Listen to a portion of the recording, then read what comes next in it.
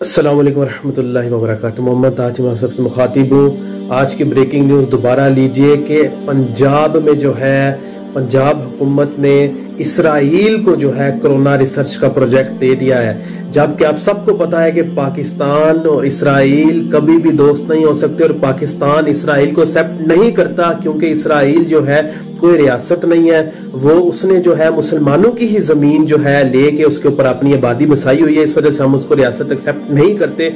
शर्म आनी चाहिए पंजाब हुकूमत को कि उन्होंने ऐसे ड्रामेबाजी शुरू की हुई है। अभी पिछला मामला हल नहीं हुआ, नया ड्रामा शुरू कर देते हैं। कभी अकलियतों का शुरू करते हैं तो कभी इसराइल को रिकॉग्नाइज करने की बात करते हैं, कभी शराब की ओपन चीज हो रही होती है, कभी खत्म नबूवत पे जो है तरमीम हो रही होती है।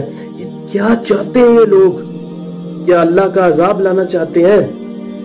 इन्हें पता नहीं जो कोरोना फैला है ये इसराइल की साजिशें हैं, जो कोरोना फैला हुआ है और किसने फैलाया है। लेकिन रिसर्च प्रोजेक्ट आके ये जो है इसराइल के हाथों में देते हैं।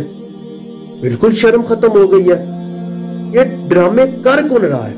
उसको लेके आओ सामने, छित्तर मारो उसको सामने रख के, पकड़ के ना छित्तर लगाओ उसे कि भाई तेरी औकात तुझे याद नहीं, तुम इसराइल से बातें करने जाते हो जब तुम्हें पता है कि पाकिस्तान का मतलब क्या, ला इलाहा इल्लल्लाह मुहम्मद रसूलुल्लाह। इसका मतलब यह है कि पाकिस्तान और इसराइल कभी दोस्त नहीं हो सकते। वो इसराइल जो फलस्तीनियों पे जुल्म करता है, मुसलमानों पे जुल्म करता है, क्या हम उसे अपना दोस्त माने? कभी नहीं मानेंगे।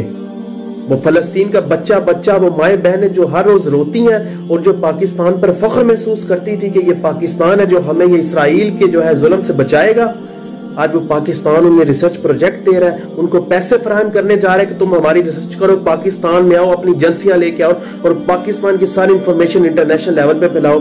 ये दोस्तियां पाकिस्तानियों, इनको समझाओ, ये दोस्तियां घरों में रखें, पाकिस्तान को बर्बाद ना करें। पाकिस्तान जिंदाबाद, पाक फौज जिंदाबाद।